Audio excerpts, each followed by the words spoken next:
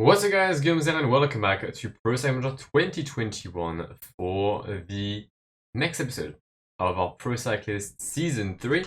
If you've missed the first episode that was uploaded on Monday, then I highly recommend you to go ahead and check it out, as we've started Season 3 with the Down Under and the Vuelta a San Juan, I believe. But yeah, I don't know when this gets uploaded. I'm yet to get my timetable, but I'm gonna try and make it at least twice a week. Can't guarantee it, but that will be my aim. Also, if you're not following me on Twitch, then you've probably missed a moment of history, and I'm gonna play it now. There might be no sound because there's some music behind it. It might get copyrighted. But yeah, just enjoy. Oh, for fuck's sake, I didn't know there was an uphill section. Oh non, Guillaume, allez, comment? Chun.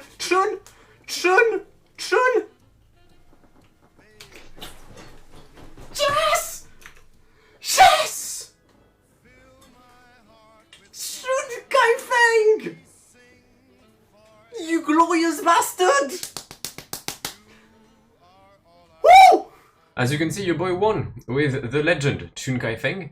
And with that, I finished bronze medalist of the finals. That was for the inline. However, the classics, which is where I usually do better, are this Sunday on my Twitch as well. So if you want to go there, I will once again have Bahrain McLaren, and we'll try and bring another win to Chun Kaifeng. So I will happily see you guys there. But coming back to Pro Cyclist now. So today's episode, we'll start with the Vuelta a Andalucia, and then we'll have Strade Bianche, and we'll have Paris-Nice. Quite a packed episode, but at least we're moving nicely towards like Catalonia, and then after Catalonia we'll have like Liège-Bastogne-Liège, Romandie, and then the Giro. So expect the Giro to be in 2-3 episodes. Season 3 should be quite quick. I'm gonna try and like have the series ending when I win everything. So we've got some time before that happens. And we shall start the Vuelta a Andalucia with a +2. Yet again, they are having us with Enric Mas. I mean, I know those are Spanish races and probably close to Enric Mas's heart, but it feels like it's maybe too much to have your two main leaders always taking part in the same races. But I'm not going to complain. We both have +2, so we both have 83 mountain today. An interesting stage as well, with the Puerto Las Palomas before the end, an average of 6.4k for 13 kilometers, and then a long downhill towards the finish. We'll see what we can do. I am a leader of the team, Enric Mas isn't, but if something happens, then I'll most likely try and work for my Spanish teammate.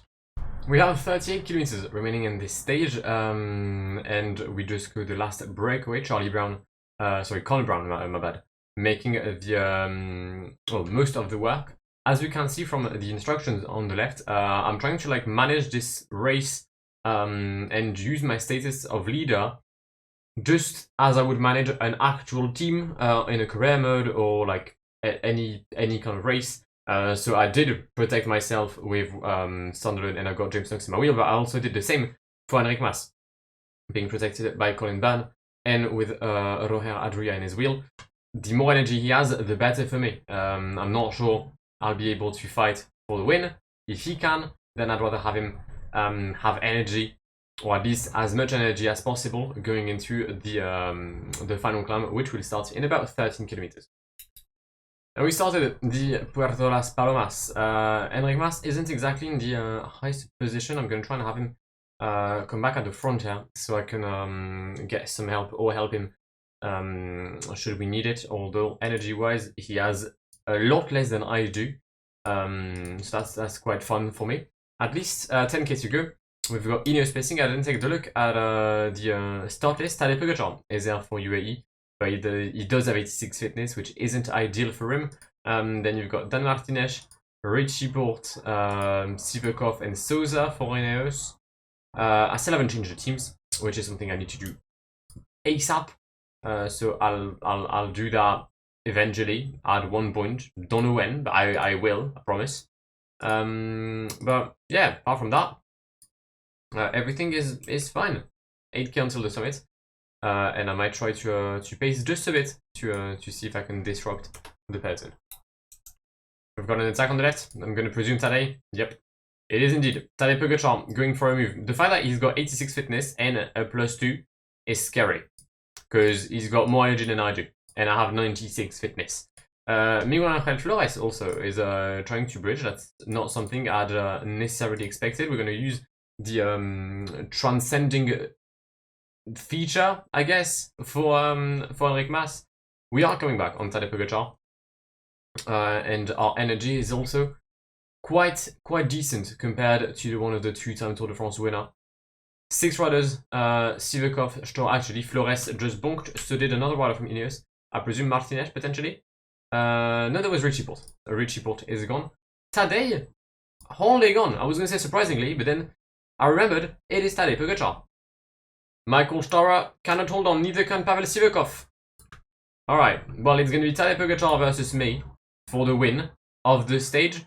Most likely at one point the win of the general classification as well. Let's be extremely honest. We're going to jump in the wheel of Tadej.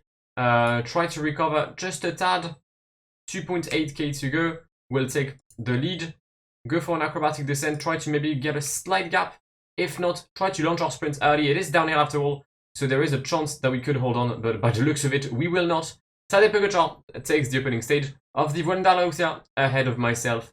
Yeah. Yet another second place for me. How shocking. Well, guess who forgot to record stage 2? It's me. But, I mean, if I didn't guess. I mean, as you can see, I moved into the yellow jersey. I'll quickly show you why. We had a -5 on set stage.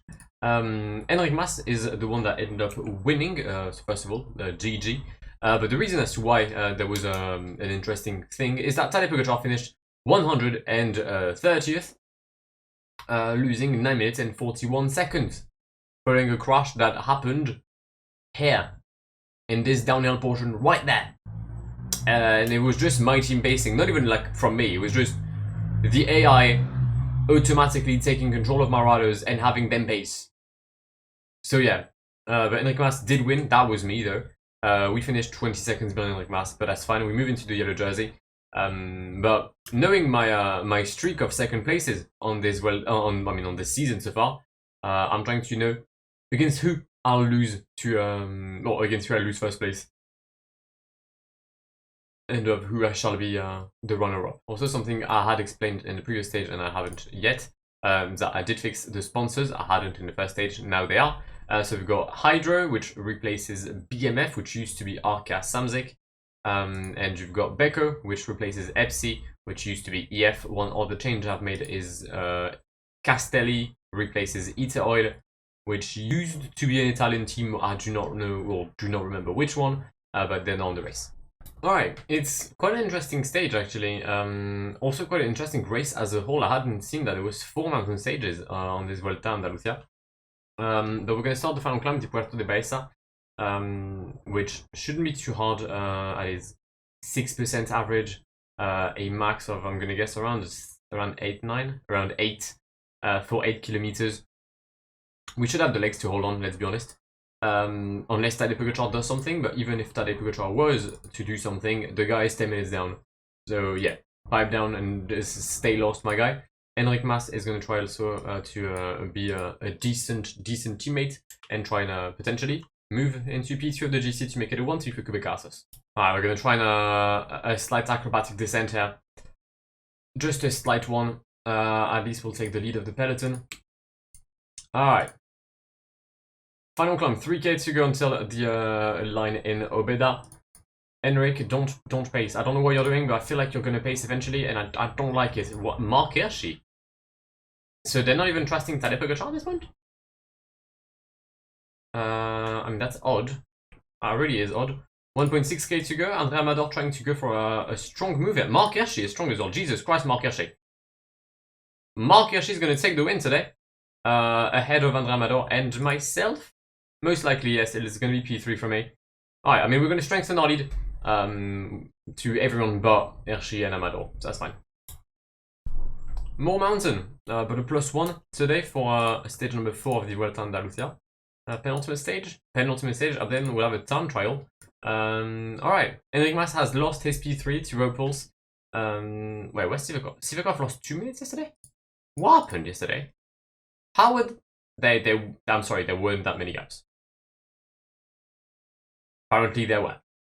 Alright, well, I mean, -1, so I'm just gonna try and vibe today. It should be a sprint, most likely in the streets of Granada. A sprint I probably won't be taking part in. I mean, I will, but I do have 65 sprints, so I'll take an L. We've started the Alto del Porche, 8.6 kilometers, average of 7.9, with a max of 14.4. So quite a tough climb.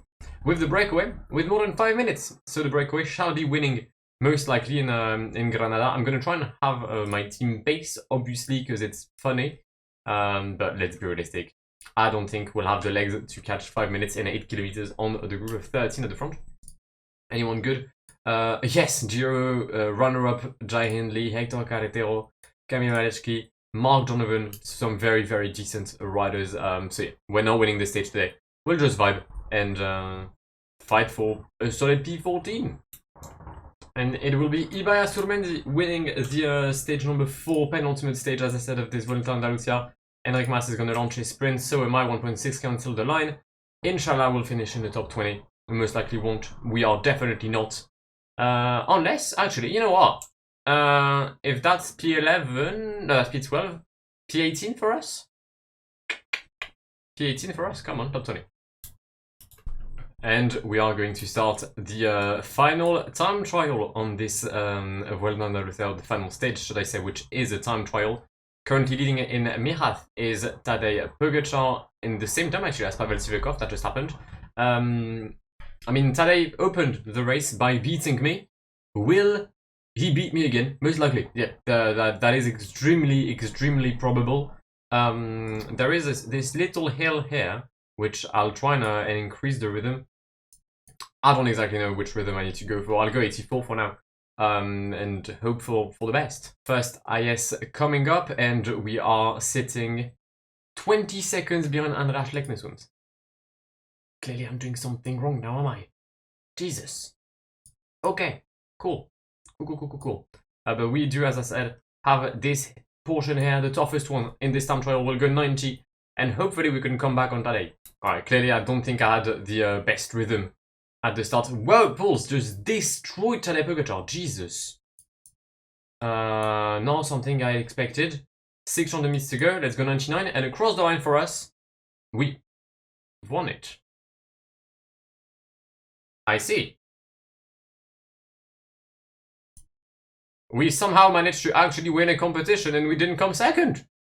Come on. First race for us in Italy, and not the smallest races of all. We are heading for the Strade Bianche between Siena and Siena. And, I mean, we're teammates to Alexei Lutsenko today, so we'll obviously go and help the Kazakh rider. But we did reach our fitness peak. So if I can play a card potentially for myself, if Alexei isn't feeling great, then I'll hopefully try and do so. But you can also discover some riders in the team that haven't been with us yet. Mainly, I believe, Emmanuel Guerric-Zabert, who I don't think was on the Down Under, and Mauro Schmidt, who I know wasn't on the Down Under or any of the races we've done. But yeah, that's going to be basically it. I think I'm going to have to work at the front of the peloton, yes indeed. And just, I guess, recover energy. And towards the end, try and help Alexei Lutsenko. 78 in hills today for the Kazakh, compared to 77 for me. And Lutsenko just crashed. Lutsenko just crashed with Kiko Galvan and Hermann Pernsteiner. Alright, where is Lutsenko? Is he still in the peloton? Yeah, he is. Okay, so I can't go and help him because, well, he's already there. Alright, there's 50 kilometers left, and I'm going to finish my work at the front of the peloton. I had to pace for 25 kilometers. I just finished doing so. I'll just give a little push in the Monte Sainte Marie. Just to, like, I don't know, it's funny, mainly for that. 20k to go, and we've got a first attack. Lorenzo Rota from Intermarché has gone on a little move. He does have a decent chunk of energy. And some regen called Ascot, or Ascoet, or Asket, I don't know, is trying to chase him down. Lutsenko has made a move past me already. Interesting. I'm sorry, is that a guy from Luxembourg here? I don't know him, but he's got a +3 and decent energy. Somebody has counter-attacked though. We've got Alexandre Corvi trying to catch Rota. Not the other way around, it's not Rota trying to catch Corvi, it's the other way around. I'm so unfunny, it's ridiculous. Yet some more attacks. Higuita, Stuyven, Ciccone, Kiko Galvan, Chris Lulus, Natnel Tesfazionister. Wow, that's a shocker. Lutsenko is in a decent position. He hasn't lost any energy whatsoever. I mean, he has, but not that much. Although he is trying to attack quite severely, and I feel like he's going to lose way too much by doing so. He's actually near my wheel. He's got Rore Adria to the side of him. Trek Sigurfred is going to try and keep pacing at the front with Chiba and Ciccone. If they could stop doing so, that would be absolutely glorious.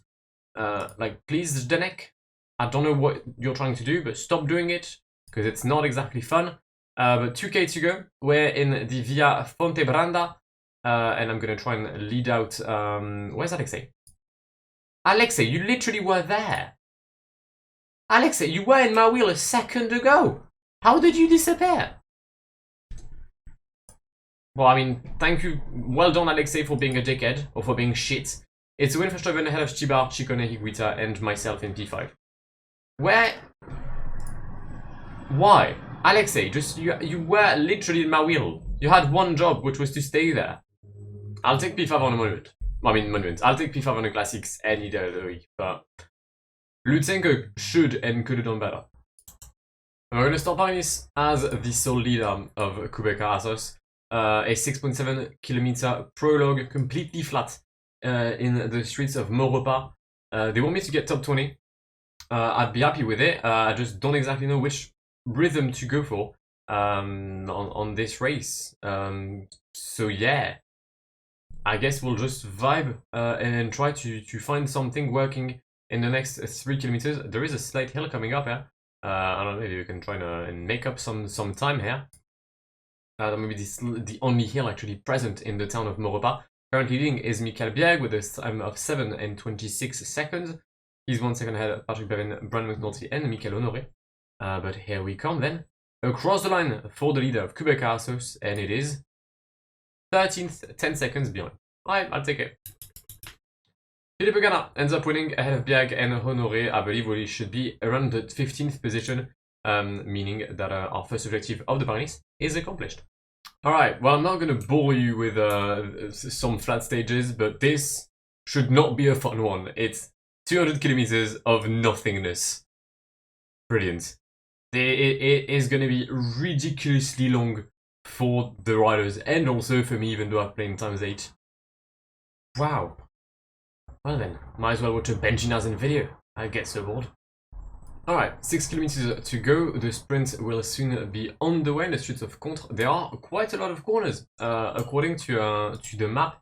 So maybe by just being well positioned, we can try and aim for like a nice top 10 finish. That'd be quite cool. We'll try and go 99 right now with Reinhard Janse van Rensburg. Sorry, with Casper Pedersen, my apologies. It's actually just a long straight line. Ah, fair enough. Good. Cool. Colbrelli has started his effort. We've completely blocked him earlier. We've boxed him in at least. Reinhard has exploded in the wheel of Casper Pedersen. That is glorious. And he's blocked me. Well then, what an absolute win. Ballerini takes it up ahead of... Wait, what? Ahead of me.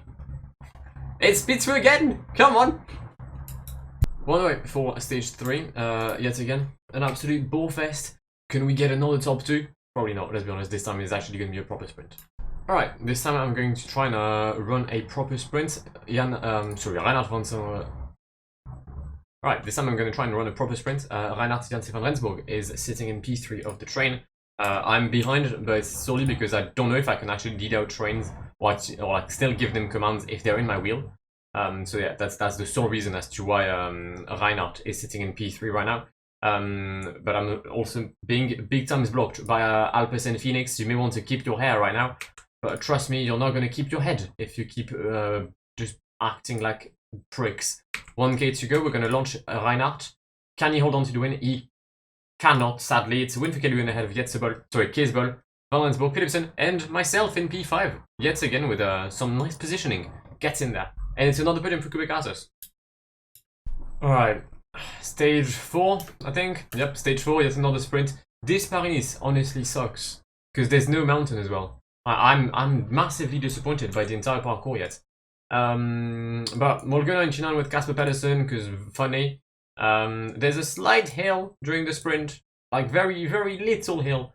Maybe we'll be able to use that to our advantage. I don't believe so, but you never know. A man can try. Here goes Colin Byrne. We're gonna get absolutely bullied, and the win today is for Jasper Philipsen, ahead of Keesbol, and Binyam Girmay. Actually, Girmay in P2, Keesbol in P3. This is our worst finishing position, it's P6. Ah, shocking. Alright, this is the only stage in this Paris that is interesting. Because up next will be another sprint stage, then a stage that won't create gaps, and another stage that won't create gaps. So if I want to do anything in this Paris, it's today. And thankfully we have a +3, so we're gonna try our best. There are some decent riders obviously here. You've got the likes of again Bernal, you've got Julien Lafilippe. But GC wise, I am one of the best positioned. I think Tom Dumoulin could potentially try to challenge the leader of Groupama FDJ. Okay, I'd forgotten that information. Hopefully they go for David Gaudu and they completely forgot that they have Tom Dumoulin. But yeah, we're gonna try our best. We've got 83 mountain, 78 in hills. Usually the stage is being won by the likes of Wout van Aert or Lutsenko, and I definitely am better than Wout van Aert, so come on. Alright, we've started the final third of this stage. No breakaways, and the peloton not really caring whatsoever about the rhythm. I mean, yeah, it's just FDJ at the front without any pace. I'm not exactly in the best positions, but it's fine. As I said, no one's pacing, so I don't really need to pay attention. I think we'll start to get into the groove after the Côte de la Croix-Blanche, or during the Côte de la Croix-Blanche, but not before. Yep, as I said, things are starting to move up. In the Côte de la Croix-Blanche, Gorka Izagirre is on protection duty with us. We're sitting nicely in the top 15 positions of this this peloton FDJ, facing Betangs through David Gaudu. So they are well and truly going for Tom Dumoulin. I'll have to pay attention therefore to the Dutch rider, because otherwise he could potentially try to take the yellow jersey off the shoulders of Philippe Auchan. Philipsen has gone for the points at the infinite sprint. Good. He therefore moves up one position ahead of me. Thank you very much, Jasper, for being a dickhead. But yeah, I'm in the first positions already at the peloton. Maybe slightly too early for me to be here, actually. I will recover a bit.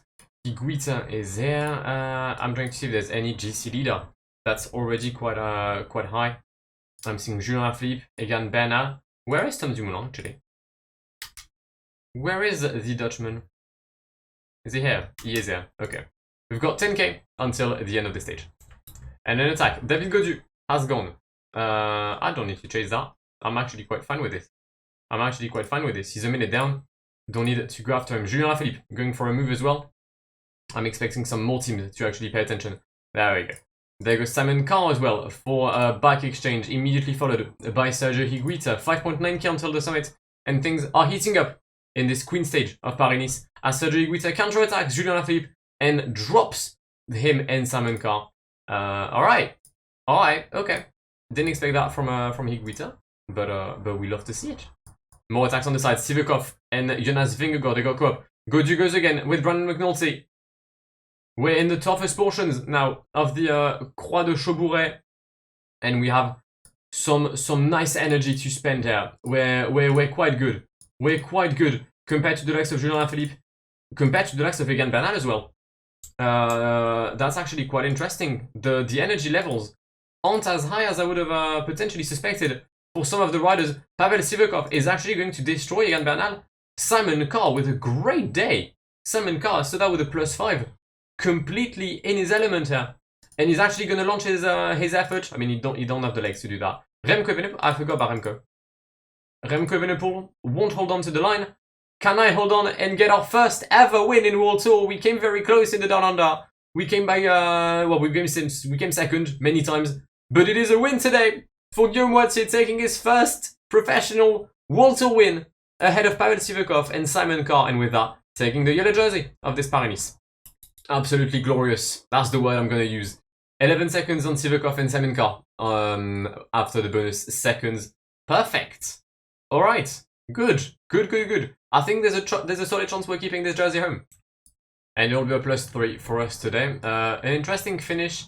There's a few hills towards the end and a false flat with like 9k to go. I mean, there's a hill, 9k to go and a false flat for the end. I'll see if I feel confident. I might as well attack at this point, just have some fun. We're going to start the final club of the day. Côte de Buisson, just a slight third cat. 1.8k, average of 6. Should be quite fun. I've got Colebun leading me out. I've got Karel Vacek as well, that's here. He's great in hills.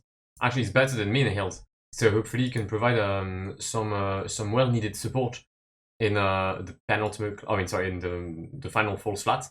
But yeah, for now there's not much to do.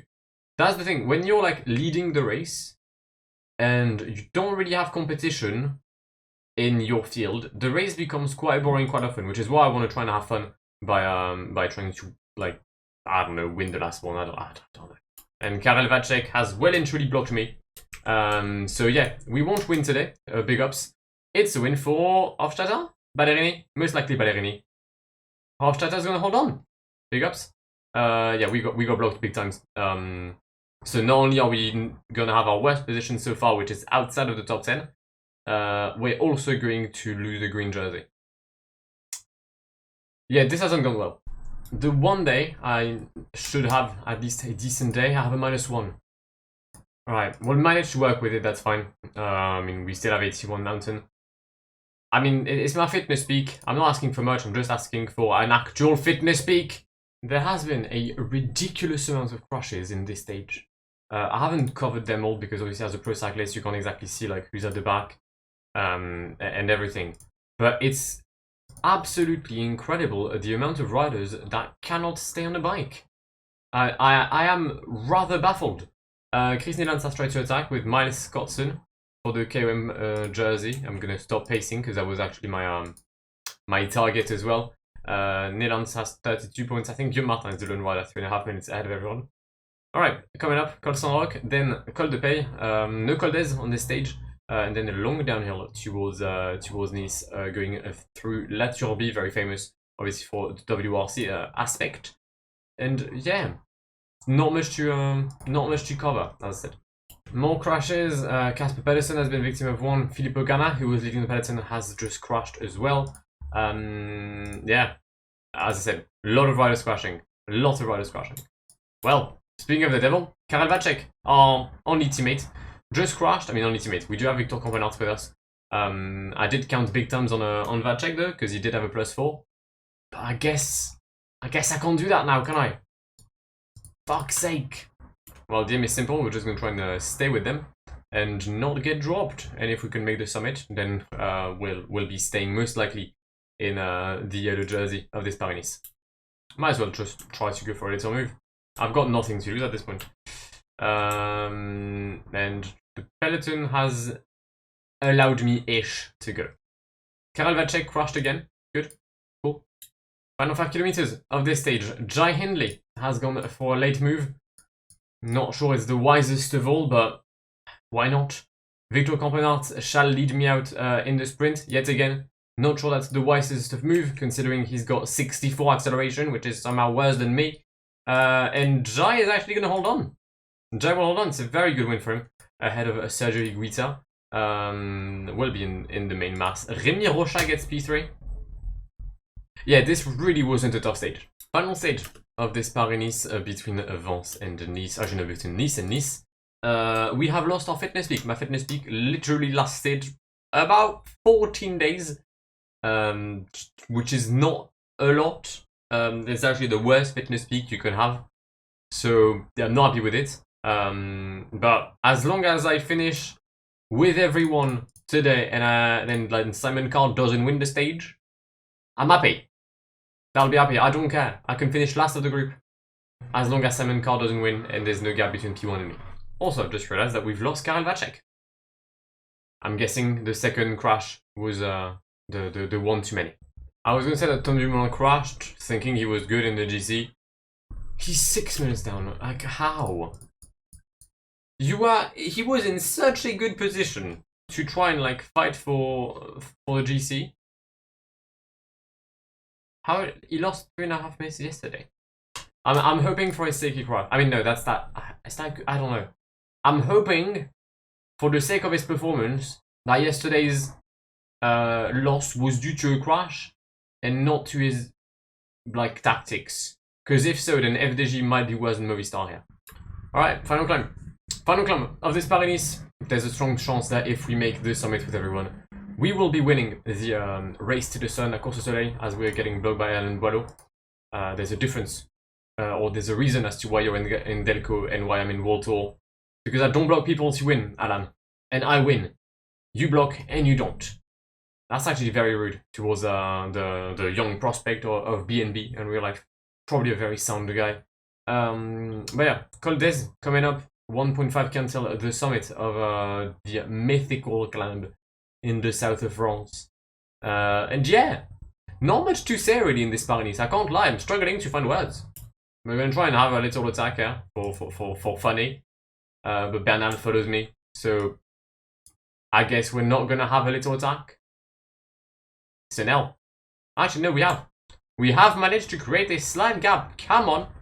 Vamos, let's go, me. Final 3 kilometers, exactly the same finish as yesterday in the streets of Nice, alongside the Promenade des Anglais. I don't know how it's called in English, but the walk of the Englishmen, that's how it's called. Campenarts has led out the sprint. Are we going to win? Obviously, the answer is no. Warren Barguil won't either. It's a win for Julien Lafilippe ahead of Barguil and Buchmann. We shall come home in P6, just behind Pavel Sivakov, winning Paris-Nice. Come on. And here it is, our first win of a general classification in World Tour, bringing La Course au Soleil back home. It's a Frenchman winning ahead of, the most British of French people wins ahead of the most French out of the British, ahead of the most French out of the Russians. It's just a podium of fake French people. Come on. We also bring home the green jersey and the white jersey. No mountain for us. That will be Guillaume Martin, and team-wise it is Ineos. We are nowhere to be seen. Actually, we're P9, but nobody gives a shit. I'm not Movistar. All right. Well then, that was a fun Paris-Nice. First stage race one in World Tour. Get in there. All right. Cool. So potentially a long episode. I don't know. The recording time is quite massive. I can't lie. It's about 2 hours. And that's with a stage I forget to record. But I hope you've enjoyed it. It's quite a solid episode. A win of the GC in Andalusia, win of the GC in Paris-Nice. Up next, we'll have the Volta a Catalunya and Liège-Bastogne-Liège. And Romandie. Okay, why not? But yeah, as I said at the very beginning, I don't know when I'll be able to upload. It's been 2 hours and I still don't have my timetable, so I really can't help you with that. But if you want to have news, then you can head over to my Discord as well. Link is in the link tree down below. I hope you enjoyed the video. If you didn't, please do leave a like down below. If you're new to the channel and you want to see more of my content in the coming days or weeks, then do make sure to subscribe. If you want to see me over on Twitch as well for the finals, or the classic finals, sorry, this Sunday, then do make sure to hit the follow button over there as well. And I will see you in the very near future. My name is Guillaume. Have an amazing day. See ya.